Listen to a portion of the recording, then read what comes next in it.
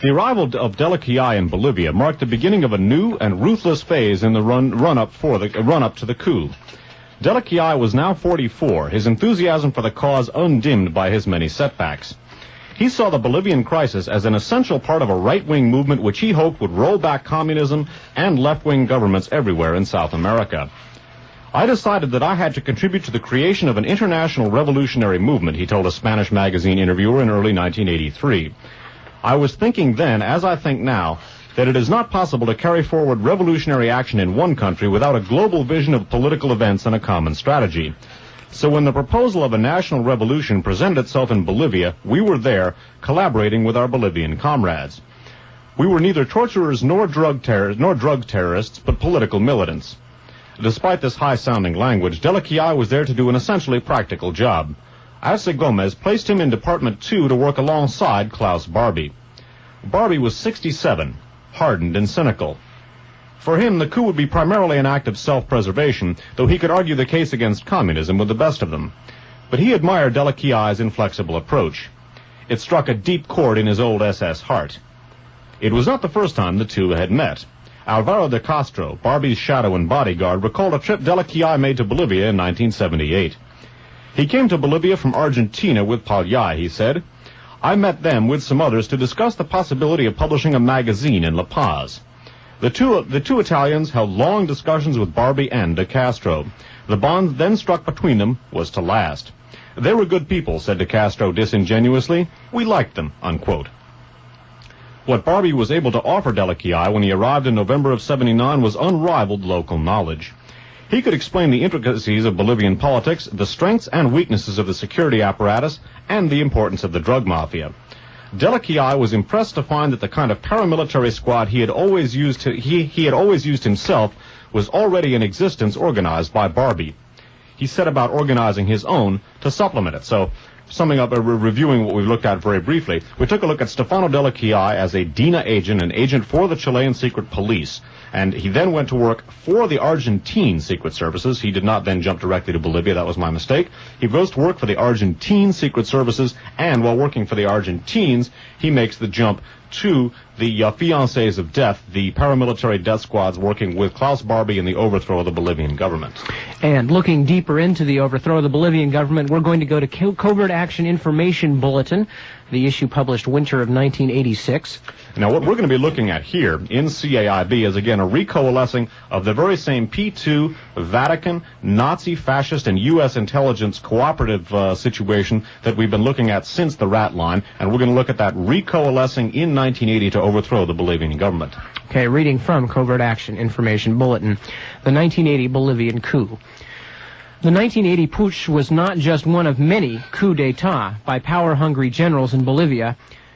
It was 2 years in the planning and was supposed to complete a stable axis in South America, from Chile through Argentina, Uruguay, and Paraguay to Bolivia.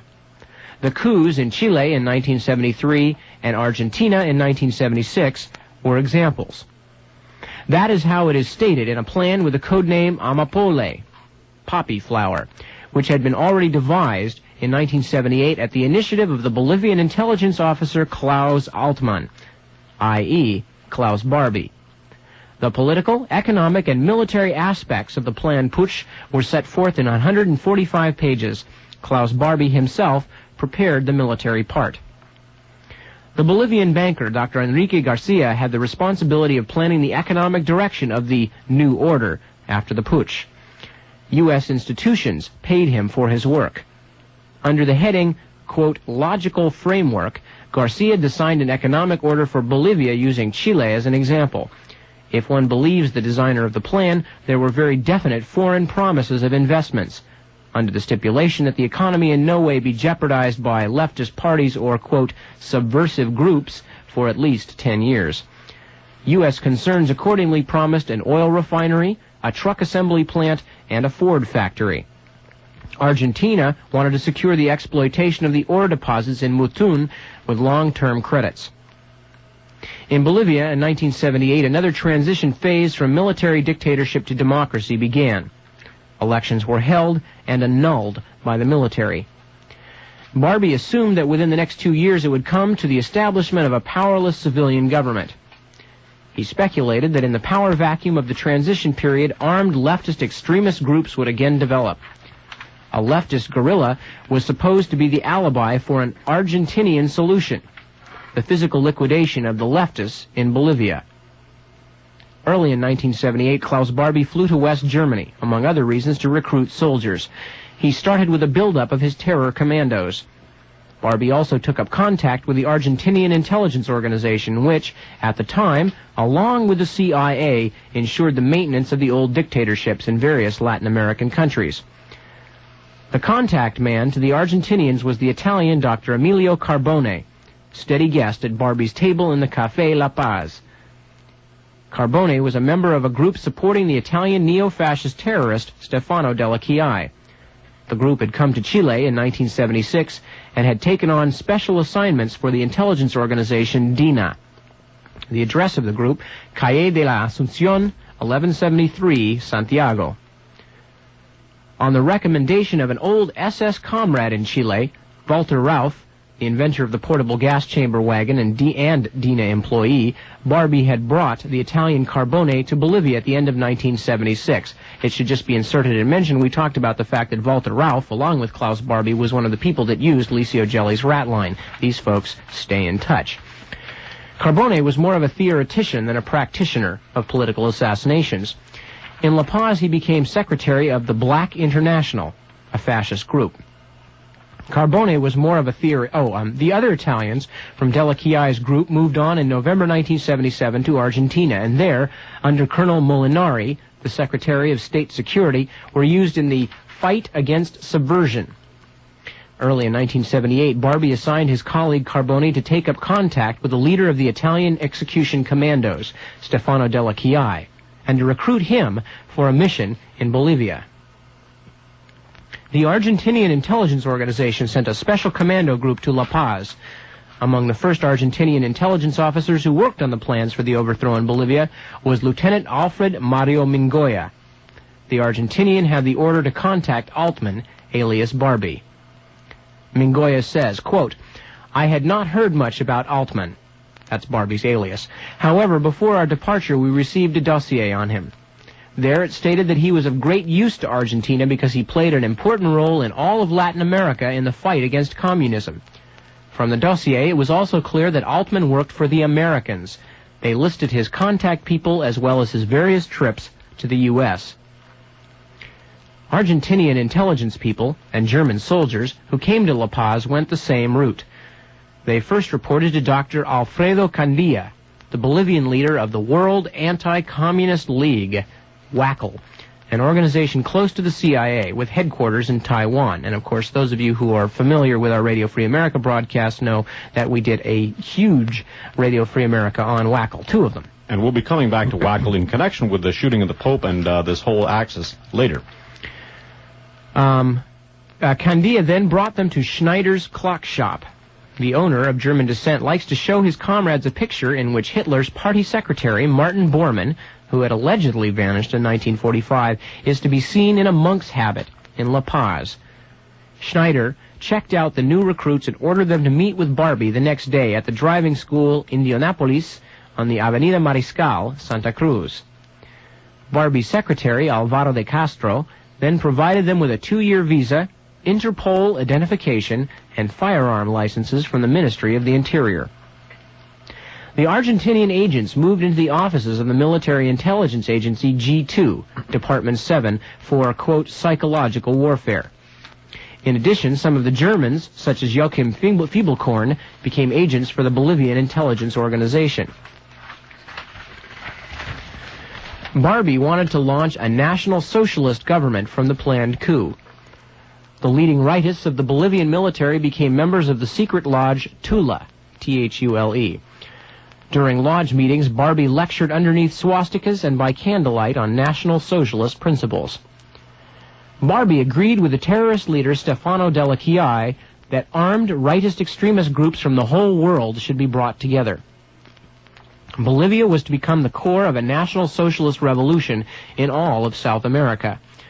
The Black International outfitted an ideological and paramilitary training camp for foreign comrades in buildings belonging to the Summer Institute of Linguistics, a CIA-controlled institution. Barbies' closest colleagues organized a National Socialist Fighters Group, the Bolivia Joven, Young Bolivia, modeled after the example of the SA. The co-founders were Barbies' confidant, Emilio Carbone, and Barbies' secretary, Alvaro de Castro. The official leader of the Young Bolivians was the 30-year-old Armando Leighton, intelligence agent and disciple of National Socialism. Leighton proudly shows his membership ID with Reichs eagle and swastika. He would like to meet the German neo-Nazi Michael Kunin.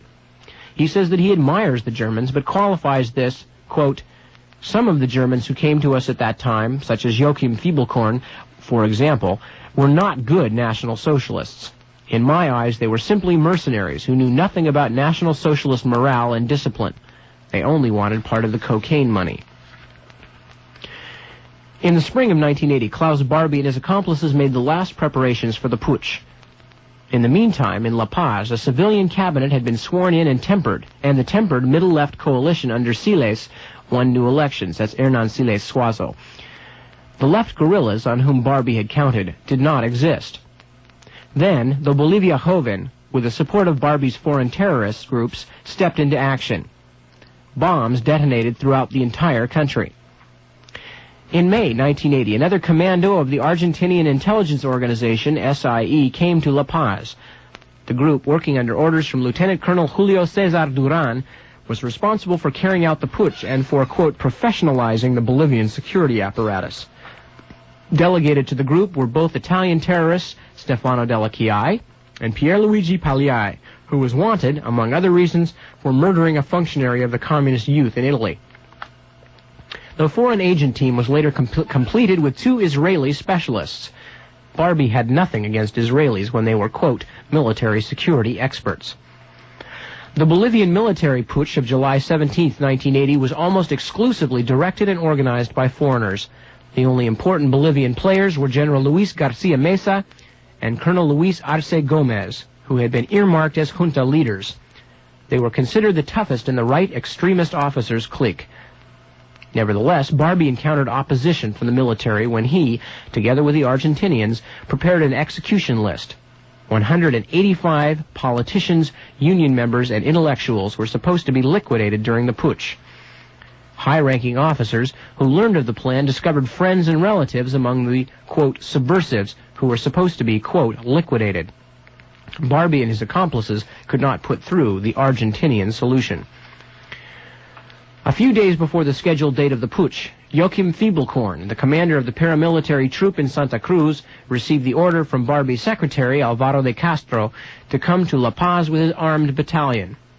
Fiebelkorn called Barbie, who then confirmed the order. Barbie's secretary, Castro, received the German Bolivian commando at La Paz airport and channeled 2 suitcases filled with weapons through customs.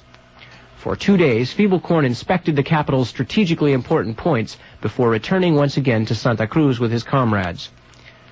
Barbie and the commanding general of Santa Cruz, Echeverria, argued about the competency of Fiebelkorn's action unit, the Fiancés of Death. The general insisted on using the Fiancés in the putsch of Santa Cruz. Only one of the paramilitary men from Santa Cruz, the infamous killer Mosca Monroy, arrived punctually in La Paz. There, by mistake, Monroy killed, among others, the guard of a secret U.S. transmitter. The putsch was more precisely planned and executed than any other putsch in Bolivia's history. The paramilitary stormed the Union Hall and the party headquarters. Almost all potential leaders of the resistance were arrested within hours. The brutality of the terrorist groups and the military frightened off the workers and students. Only the Indians from the tin mines desperately resisted for another few days. As with any overthrow, most of the victims were among them. The coup of July 17, 1980 had many victors. The fascists celebrated the National Socialist takeover of power with swastika flags and the greeting, Heil Hitler. Those supporting a free market for Latin America believed that socialism had been averted. Washington, despite reservations about such officers as Garcia and Arce, could hope for a stable government sympathetic to the U.S. The Argentinian military dictators had extended their sphere of influence. Continuing with Covert Action's account, this from number 25, winter of 1986. Next, they're going to describe the Unification Church's role in this fascist coup in Bolivia. The first official well-wisher who visited the newly coronated President Garcia was a surprise, at least for outsiders. He was the acting leader of the Moonies, Colonel Bo-hee Pak. The representative of the sect's founder Moon announced after his return to the U.S., quote, "I have erected a throne for Father Moon in the world's highest city," unquote. According to the legally recognized assessment of four According to the legally recognized assessment of 4 clerics from Hessen, a West German state, the Moon sect is, quote, "a criminal union that espouses human psychological terror and proclaims a fascist system," unquote. The Moon sect possesses, among other things, munitions factories in South Korea and television channels in South America. They regard their founder, Moon, as Holy Father, President Reagan as the world's political savior, unquote. A representative of the Moon sect had come to Bolivia at the end of the 1960s. On the 13th floor of the Jasmine building in La Paz, an Asian named Harumiko Iwasawa sat with some Americans, and no one seemed to know what they were actually doing there. It was not until 1983 that the Bolivian Minister of the Interior and Bolivian journalists determined that the gentleman from the Moon sect, as well as others, had invested about $4 million into the preparation of the coup. Membership lists of the political Moon organization Coups were found. At the top of the lists were the names of almost all the leading military personnel who, at the same time, had been honoring the swastika in Barbies Lodge. Even junta leader Garcia had been converted to the Moonies for a time. Barbie was skeptical of the sect's activities, but had to keep the Moon people as allies. On May 31st, 1981, 9 months after the cocaine general's coup, almost the entire leadership of the Moon sect and their Latin American political organization Causa flew to La Paz. Before 200 invited guests in the Sheraton Hotel's Hall of Freedom, unquote, Moon's representative Colonel Pak and the Bolivian junta leader Garcia began by praying for U.S. President Reagan, who had been wounded in an assassination attempt. Pak then explained, quote, "God had chosen the Bolivian people in the heart of South America as the ones to conquer communism," unquote. The Moon organization Causa started their political missionary work throughout the entire country. 50,000 of the sect's books, according to a Bolivian intelligence agency report, were brought to La Paz by an American Air Force plane. Along with ideological enlightenment, unquote, the education of an anti-communist people's army for an armed church, unquote, began. Around 7,000 Bolivians took part in the pre-military training. The Israeli embassy supported the campaign and delivered, among other things, instructional films about the fight against the Palestinian resistance. The leader of the Moon group in Bolivia was Thomas Tom Ward. Barbie and the pale American Ward, who always seemed to be absorbed in prayer, were often seen together. Tom Ward was also the man who delivered a payment from the CIA in early 1981 to the Argentine intelligence lieutenant Alfredo Mingoya. The $1,500 a month salary for Mingoya was paid in the Causa office belonging to William Selig, Ward's representative. Selig put less stock in pious attitudes than his boss. He was an electronics specialist with experience in Vietnam and advised the Bolivian intelligence organization on technical matters. The third man in the CIA cadre of the Moonies was Paul Perry, who had already tried to organize an armed church, unquote, in Brazil. The Argentinian agent Alfredo Mingoya at first knew little about the connection between the Nazi Barbie and the Moonie Ward. 2 days after his recruitment by the CIA, says Mingoya, he met the old German in the courtyard of the Bolivian General Staff. Mingoya came out of Department 7 of the intelligence agency. Barbie came out of Department 3. Barbie greeted his colleague as Mingoya remembers it. "Hello, comrade, what do I hear? Are you working for a new employer?" Mingoya answered with surprise, "For what? For who, then?" Barbie, "Nah, for Mr. Ward, for example." Mingoya feared reproach. "Yes, doesn't the organization allow that?" Barbie laughed. "It's okay. There has to be cooperation," unquote. Mingoya says that it was first clear to him on that day that Barbie had become a top man for the CIA. Because only top people knew the names of the other agency employees. I would interrupt here. Of course, Barbie had worked for U.S. intelligence for a long time, a Galen agent by his own account, so it's not surprising to see him working for CIA here. Barbie's steady CIA contact person was the munitions dealer Fernando Incauste, I-N-C-H-A-U-S-T-E. He boasted that he had direct contact with President Reagan, whom he allegedly knew during the latter's California governor days. Another one of Barbie's steady CIA contact people was Jorge Portugal, also a munitions dealer. He was Incauste's close co-worker and Barbies' business friend. The third man from the secret intelligence area with whom Barbie worked was Ludwig Alves Pacheco. The first name, Ludwig, represents his German ancestry, something which Alves Pacheco boasts about. The Bolivian is also proud of his real German passport. He received the passport, he says, for special services rendered to West Germany. With regard to the quality of Barbie's activities as an agent for the American and West German information agencies, even those Bolivian government members who ought to know it best speak about it only hesitantly. The defense minister of the pro-Western government in Bolivia at the time, Manuel Cardenas Mayo, M-A-L-L-O, in an official interview, cautiously answered our questions regarding information about Barbie's work for foreign agencies. Cardenas: "We have no documentation about it. They let those disappear before President Siles took over the government. But that Barbie worked for foreign intelligence agencies,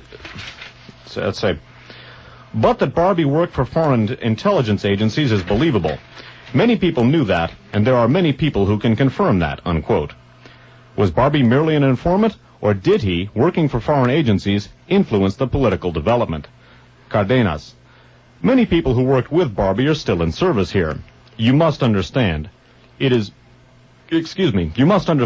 dangerous if they find out that foreigners had so much influence here, that they did not just play an advisory role, but that they actually made decisions. Do you mean to say that the USA staged the 1980 coup?" Cardenas hesitates and then answers. "Let me say it like this, and then you can quote me. If there isn't a coup happening today, it is only because of one reason, because it is the first time that the Americans are not interested in a coup." So basically what we have here is the Unification Church, a key element of the World Anti-Communist League, very close to U.S. intelligence and obviously working with it, working in cooperation with the West German agency, and Klaus Barbie, and Stefano Della Chia, and Pierluigi Pagliai, and Joachim Fiebelkorn from the Bologna bombing to overthrow the Bolivian government in 1980. And before Dave reads you another little follow-up on the involvement of some of the folks in this particular series of events, let me just mention that broadcasting from Foothill College, this is KFJC, Los Altos Hills. One detail we forgot to mention, that is, by the way, from Covert Action number 25, winter of 1986. This particular article, by the way, is called Klaus Barbie, A Killer's Career. It's by Kai Hermann, H-E-R-M-A-N-N, who is a German writer who writes for Stern, Spiegel, and Die Zeit. This particular article is based on a series of articles that appeared in Stern. Oh, actually, this is an exact translation of one of the 6 Stern articles. So, from Covert Action, number 25, winter of 86, Klaus Barbie, A Killer's Career, by Kai Hermann.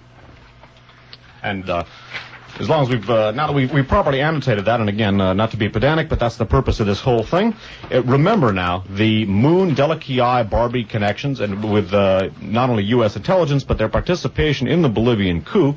And remember, well, keep in mind all of the Mooney connections that we've talked about, both in our Mind Control series and our Wackle series. Apparently, at least according to one account, Reverend Moon and his organization in Uruguay are sheltering Licio Gelli on the lam. Once again, research credit for the following article to Ted Rubenstein, translation to Jonathan Marshall. This is from the Estado de São Paulo of September 27th, 1983, the main daily of São Paulo, Brazil. Ortolani denies all accusations. He says they are motivated by a plot against the Vatican. He is now a naturalized Brazilian citizen and thus can't be extradited to Italy. It seems that a cocaine trafficker named Peter Hode was using Ortolani's identity. Perhaps Ortolani lost his passport and Hode found it. In Italy, Ortolani carried on a lively polemic with the administrator of the PSI, Rino Fornica, claiming that some of the money ENI paid to Saudi Arabia for petroleum was laundered into the PSI's coffers. Gelli is said by a human rights group to be living in Uruguay under the protection of Moon and the government of General Gregorio Alvarez. So apparently the Moon P2 connections continue here, and not only are P2 elements and the Moonies cooperating with U.S. and West German intelligence to overthrow the Bolivian government, but apparently Gelli is now sheltering Moon. Okay, or rather the other way around. Rather, Moon is sheltering Gelli, right. The Moon is over Gelli. Okay. Now, we've got another section here of an article from the Boston Globe of November 17th, 1984, that's going to detail a little bit, yet another twist in the bizarre relationship between U.S. intelligence and the backers of the Bolivian coup, and also people connected to P2, et cetera, et cetera. The article is headlined, "Ignoring the right-wing link to the narcotics trade. It's written by Jerry Meldon for the Boston Globe, and it was provided to us by Ted Rubenstein.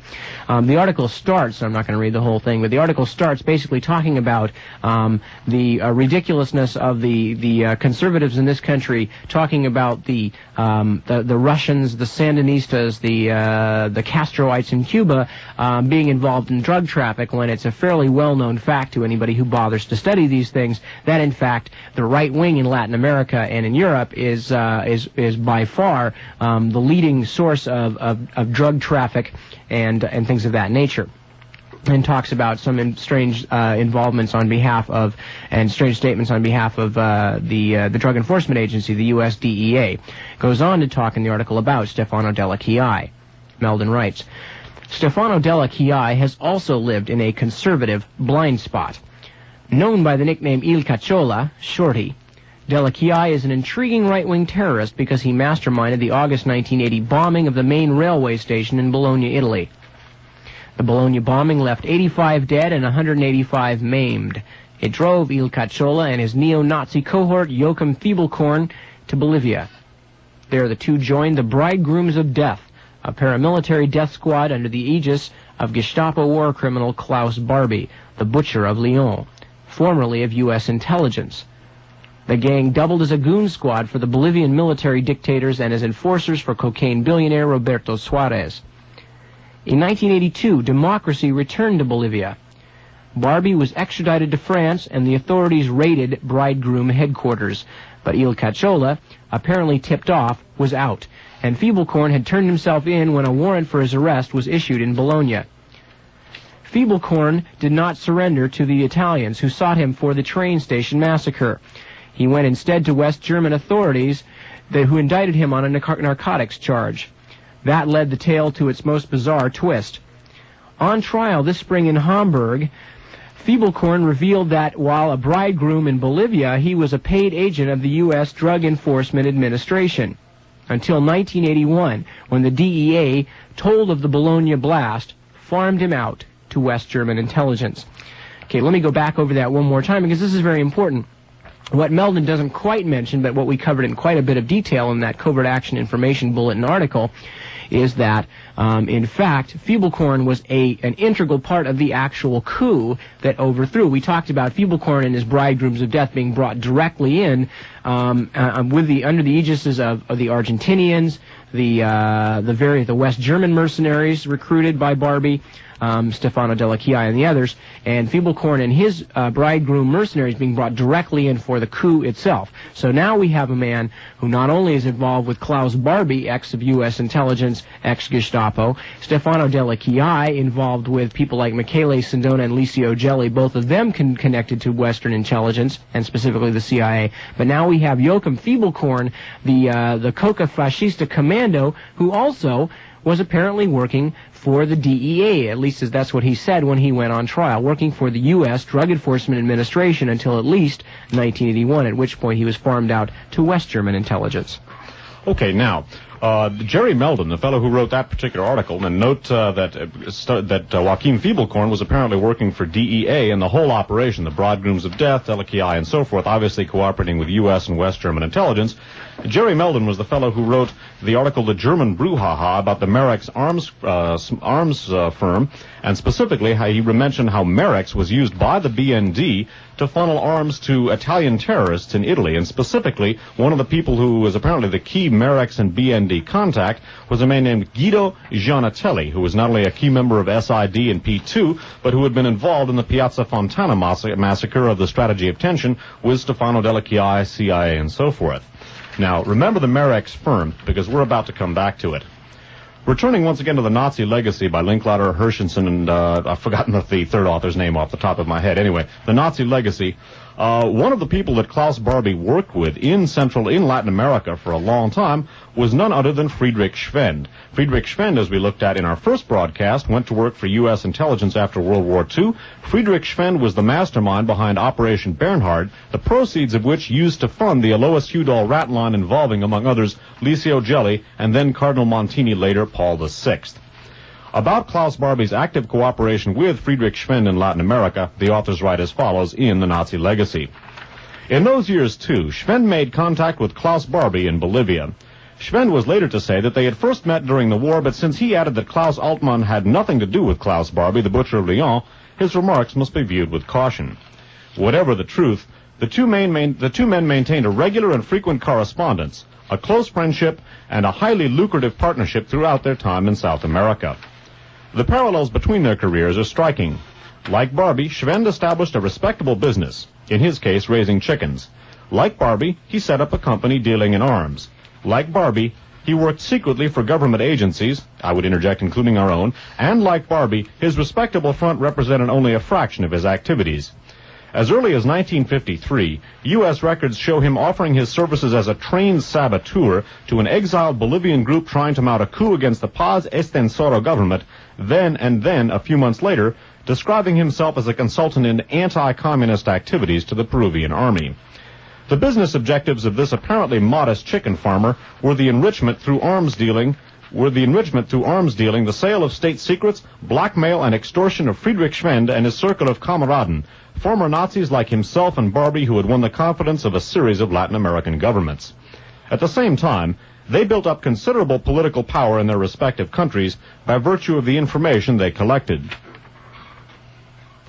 How much benefit Schwend, Barbie, and the Kameraden actually brought to the governments they advised is best summed up by a Peruvian judge, Santos Chichizola, who was to investigate their activities 20 years after and who took possession of the voluminous Schwend archives.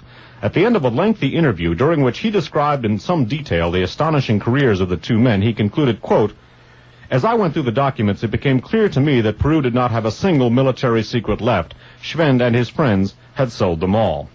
The Schwend papers, currently held in a Lima vault and still the object of enormous interest among Nazi historians, open up a fresh area of Barbie's life and document the involvement of the Nazi network in South America in arms dealing and counter-subversion. Only by gaining access to them has it been possible to compile the detailed account that follows of a unique and unscrupulous partnership. The primary business of Schwend and Barbie, arms trafficking, was carried on through two German-based firms, Merex and Gemetex. The two Nazis acted as agents, negotiating purchases not only on behalf of the Bolivian and Peruvian governments, but through their friendship with the Nazi Hans Rudel, sales to Paraguay and Chile, and through Colonel Otto Skorzeny in Spain, private files of a group working closely with D'Abuisson. Nip, since that's so short, I'm going to ask you to read that again for posterity, because we didn't get that on tape, because I'm changing a side here due to our logistics. Good enough.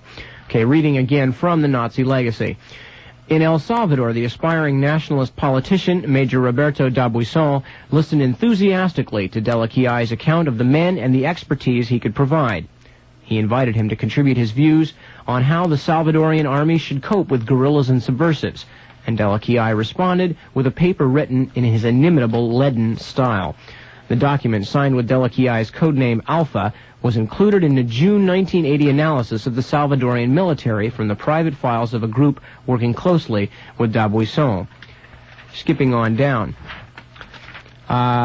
Speaking also of Delaquiai, on September 2nd, he traveled to Buenos Aires for the opening of the 4th Congress of the Latin American Anti-Communist League, accompanied by Garcia Meza's personal delegate. Garcia Meza, of course, is the man who is in charge in Bolivia right at this moment, after the coup that Stefano Delaquiai helped out with. There, Delaquiai arranged several meetings in the Hotel Plaza between Major D'Abuisson of El Salvador and senior Bolivians, at which D'Abuisson sought and obtained their help in sending weapons and money to his anti-guerrilla forces. D'Abuisson was impressed by the advice he received from Delaquiai and his comrades. Quote, "They are professionals," said one Salvadorian who went to Buenos Aires with him. "They can teach the Guardia Nacional how to do things." Bear in mind, of course, also that D'Abuisson certainly learned his lessons, for one of the things that he managed to learn from these professionals, apparently, was to have somebody put a bullet into Archbishop Oscar Romero, the leading religious figure of El Salvador, a curious parallel to the stuff that we're examining in this particular broadcast. Now, of course, D'Abuisson is a fellow of the far right, so to find Delaquiai aiding him is not really all of that unusual. What we're going to be looking at now is Delaquiai aiding some people who, at least ostensibly, are operating on the exact opposite side of the political spectrum. And what the implications of that are, we'll discuss in just a couple of minutes. We're going to be looking at a One Step Beyond. We're not going to be looking at anything. We're going to be listening to a segment of One Step Beyond from November 25th of 1984. And Nip Tuck's going to be reading a couple of articles, one from the American press and one from the Italian. This first article is from the New York Times for Monday, November 19th, 1984. It's headlined, Cocaine Traffickers Kill 17 in Peru Raid on Anti-Drug Team. This is a UPI Wire story from Lima, Peru. A band of cocaine traffickers burst into a jungle campsite and opened fire with automatic weapons, killing at least 17 people employed by a United States-financed program to destroy coca crops, the police said today. All those killed in the attack, which took place early Saturday, were identified as Peruvian employees of the Coca Reduction Organization. The group is taking part in a $30 million program that the United States is financing to cut the production of coca along the Huallaga River, spelled Huallaga, Huallaga River, where most of the illegal coca in Peru is grown. Peru produces almost half of the world's coca, the prime ingredient in cocaine. Workers in the program destroy coca and replace it with crops that are less profitable but legal, such as soybeans and corn. President Fernando Belaunde Terry said 3 others working in the program as topographers were also killed, but the police said the total number of the dead was 17. A spokesman for a police anti-drug unit that was trained by the United States said about 50 men with submachine guns entered the site at Monzon, about 200 miles northeast of Lima, and began shooting. In addition to those who were killed, 3 people were critically wounded and 7 others escaped injury by hiding during the attack, the police spokesman said. He was interviewed by telephone from Tingo Maria, about 40 miles from Monzon. He said the attackers fled immediately and the authorities found no trace of them. Mr. Belaunde Terry said the victims were, quote, heroes, and the killers were, quote, narco-terrorists. Quote, this was an attempt to discourage the drug eradication program, the president told reporters. The government has said the Maoist guerrilla group Shining Path recently opened a front in the Tingo Maria area and is working with cocaine traffickers who are believed to be Colombians. Dozens of people, including policemen, mayors, and farmers, have been killed during the last year in coca-growing areas in attacks attributed to cocaine traffickers and their guerrilla allies. Okay, a couple of things are very important here. First of all, this attack took place along the Huallaga River.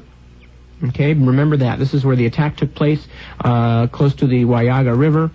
Also, the fact that they said that the Maoist group Shining Path, Spanish name is Sendero Luminoso, has opened a front in the Tingo Maria area recently and is working with cocaine traffickers. Okay, a couple of interesting things here to look at as we get into some other stuff. Okay, first of all, the cocaine traffickers in many other parts of Central and South America right now are known as the Coca Fascista because they're extremely right-wing. In Bolivia, we saw they were intimately linked up with the military government and with a bunch of noted fascists, among them Klaus Barbie and a man named Stefano Della Caia, of whom we will talk more later. Okay, so on one hand, you have these Coca Fascista, the cocaine fascists, linked up with right-wing death squads in most of Latin America, where we found out any true information about them. Now you have the supposedly Maoist group, Shining Path, Sendero Luminoso, that's supposedly linked up with the cocaine traffickers in Peru to kill people, trying to scale down the cocaine operations, trying to provide alternatives to people from growing coca. Okay, now, some other interesting things to think about in this case. Recently in Bolivia, a few months back, there was an attempt at, we talked about how when the civilian government came in Bolivia, promptly extradited Klaus Barbie, chased Stefano Della Caia out of the country, made trouble for a bunch of other prominent fascists in Bolivia. We talked that there was a good possibility that President Hernancillo Suazo in Bolivia would not last out his term because of things that we've seen in the past. There was a recent coup attempt against him in which he was actually kidnapped by members of a group called Los Leopardos, the Leopards, who are a DEA-trained drug eradication group. Okay, bear that in mind. They were trained by the DEA in Bolivia to eradicate drugs, the Leopardos, and they tried to overthrow the civilian government of Hernancillo Suazo in Bolivia, another major source of cocaine trafficking. Okay, just bear those things in mind. We'll explain some more as we go along. Okay, this next long article is from Panorama magazine which is an Italian magazine, I believe. We have this thanks to both Dave Emery and Ted Rubenstein. This is for the 10th of September, 1984. And I believe this is a translation. Okay, so some of the wording is a trifle awkward, but the sense is crystal clear. And the article starts as such. The police of Peru, Colombia, and Bolivia are looking for him. The DEA and FBI are giving him the chase. And dozens of magistrates in Italy have been wanting to arrest him for years. But the Black Primrose, Stefano Della Calle, Nazi, founder of Avanguardia Nazionale, implicated in the fascist attack at the Piazza Fontana and the attacks on the Italicus train and the Bologna train station, is superb at not being found. The reason for this elusiveness was explained at the end of July by the new head of SISMI, S-I-S-M-I, the Italian Secret Service. Admiral Vincenzo Parisi said, quote, the fascist boss enjoys vast protection, unquote. Who protects him? SISMI suspects he is being, quote, covered by some South American Secret Service. He found noteworthy support from the Chilean, Paraguayan, and Uruguayan services. He was then consistently tied to the coup-happy Bolivian service and with the more destabilizing sectors of the Peruvian services. In South America, Della Calle exported the most provocative methods collected in Italy during the strategy of tension. Della Calle, collaborator and consultant of the magnates of cocaine. At the time of the Garcia Meza dictatorship in Bolivia, he became a kind of super minister of interior in La Paz and directed the traffic in drugs. Infiltrated in the most fantastical and mysterious of revolutionary movements in Latin America, Shining Path. Maoist guerrillas, the men of Sendero Luminoso, guided by, and I'm not sure about the name here because it's kind of fuzzy, but it looks like Abumei Guzman, an ex-professor of philosophy, reject modern industrial and urban culture, whether capitalist or socialist. Ideas well known to those familiar with the beliefs of Avanguardia Nazionale. A Peruvian police report indicates that Della Calle organized one of the most violent actions of Sendero Luminoso, the assault on Lima on 28th of May 1983. In that terrible night, a large formation of guerrillas, accompanied by specialists furnished by the drug mafia, blew up some high-tension wires and plunged the whole city into darkness. Afterward, the government of President Belaunde Terry suspended constitutional guarantees. From there, Peru has been moving tragically toward a permanent state of emergency, to the pleasure of reactionary forces who oppose every reform. To the northeast of Lima, where the government in the agricultural project of Alto Huallaga, same place we were talking about where this attack just took place, where the government in the agricultural project of Alto Huallaga is trying to persuade peasants to give up coca cultivation, the guerrillas and the drug mafia have fused under the guidance of Della Calle. The mayor of Tingo Maria, the Amazon capital, was killed for opposing the Maoists and the traffickers. In the Golden Triangle of Coca, in the jungles of Peru, Colombia, and Brazil are cocaine refineries, clandestine airstrips, and military training centers where European mercenaries congregate under Della Calle's guidance. His last action, according to Bolivian police, was the attempted, quote, spring coup in La Paz. The president, Siles Suazo, a tenacious Democrat opposed to the drug traffic, was taken prisoner during a putsch organized by Alfredo Arce Carpio and Gonzalo Torrico, head of the Democratic Nationalist Alliance of ex-President Benzer, and Jorge Rescalos Nepataya, head of the extreme right. Their men, Siles Suazo charged, were protected by functionaries in the Interior Ministry and generals and colonels in active service. That, of course, is the coup I was referring to earlier that was performed by the DEA, the American Drug Enforcement Agency trained Leopardos.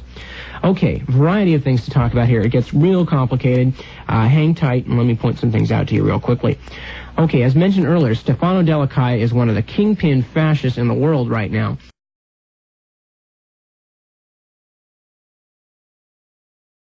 In existence organized by Barbie. He set about organizing his own to supplement it. So, summing up, reviewing what we've looked at very briefly, we took a look at Stefano Della Calle as a DINA agent, an agent for the Chilean secret police. And he then went to work for the Argentine secret services. He did not then jump directly to Bolivia. That was my mistake. He goes to work for the Argentine secret services, and while working for the Argentines, he makes the jump to the fiancés of death, the paramilitary death squads working with Klaus Barbie in the overthrow of the Bolivian government. And looking deeper into the overthrow of the Bolivian government, we're going to go to Covert Action Information Bulletin, the issue published winter of 1986. Now, what we're going to be looking at here in CAIB is, again, a recoalescing of the very same P2, Vatican, Nazi, fascist, and U.S. intelligence cooperative situation that we've been looking at since the rat line, and we're going to look at that recoalescing in 1980 to overthrow the Bolivian government. Okay, reading from Covert Action Information Bulletin, the 1980 Bolivian coup. The arrival of Delakiai in Bolivia marked the beginning of a new and ruthless phase in the run up to the coup. Delakiai was now 44, his enthusiasm for the cause undimmed by his many setbacks. He saw the Bolivian crisis as an essential part of a right-wing movement which he hoped would roll back communism and left-wing governments everywhere in South America. I decided that I had to contribute to the creation of an international revolutionary movement, he told a Spanish magazine interviewer in early 1983. I was thinking then, as I think now, that it is not possible to carry forward revolutionary action in one country without a global vision of political events and a common strategy. So when the proposal of a national revolution presented itself in Bolivia, we were there, collaborating with our Bolivian comrades. We were neither torturers nor drug terrorists, but political militants. Despite this high-sounding language, Delakiai was there to do an essentially practical job. Arce Gomez placed him in Department 2 to work alongside Klaus Barbie. Barbie was 67, hardened and cynical. For him, the coup would be primarily an act of self-preservation, though he could argue the case against communism with the best of them. But he admired Delakiai's inflexible approach. It struck a deep chord in his old SS heart. It was not the first time the two had met. Alvaro de Castro, Barbie's shadow and bodyguard, recalled a trip Delakiai made to Bolivia in 1978. He came to Bolivia from Argentina with Pagliai, he said. I met them with some others to discuss the possibility of publishing a magazine in La Paz. The two Italians held long discussions with Barbie and de Castro. The bond then struck between them was to last. They were good people, said de Castro disingenuously. We liked them, unquote. What Barbie was able to offer Delakiai when he arrived in November of '79 was unrivaled local knowledge. He could explain the intricacies of Bolivian politics, the strengths and weaknesses of the security apparatus, and the importance of the drug mafia. Delakiai was impressed to find that the kind of paramilitary squad he had always used himself was already... Garcia designed an economic order for Bolivia using Chile as an example. If one believes the designer of the plan, there were very definite foreign promises of investments, under the stipulation that the economy in no way be jeopardized by leftist parties or, quote, subversive groups for at least 10 years. U.S. concerns accordingly promised an oil refinery, a truck assembly plant, and a Ford factory. Argentina wanted to secure the exploitation of the ore deposits in Mutun with long-term credits. In Bolivia in 1978, another transition phase from military dictatorship to democracy began. Elections were held and annulled by the military. Barbie assumed that within the next 2 years it would come to the establishment of a powerless civilian government. He speculated that in the power vacuum of the transition period, armed leftist extremist groups would again develop. A leftist guerrilla was supposed to be the alibi for an Argentinian solution. The physical liquidation of the leftists in Bolivia. Putsch was not just one of many coups d'etat by power-hungry generals in Bolivia. It was 2 years in the planning and was supposed to complete a stable axis in South America, from Chile through Argentina, Uruguay, and Paraguay to Bolivia. The coups in Chile in 1973 and Argentina in 1976 were examples. That is how it is stated in a plan with the codename Amapola, poppy flower, which had been already devised in 1978 at the initiative of the Bolivian intelligence officer Klaus Altmann, i.e., Klaus Barbie. The political, economic, and military aspects of the Plan Putsch were set forth in 145 pages. Klaus Barbie himself prepared the military part. The Bolivian banker, Dr. Enrique Garcia, had the responsibility of planning the economic direction of the new order after the putsch. U.S. institutions paid him for his work. Under the heading, quote, logical framework,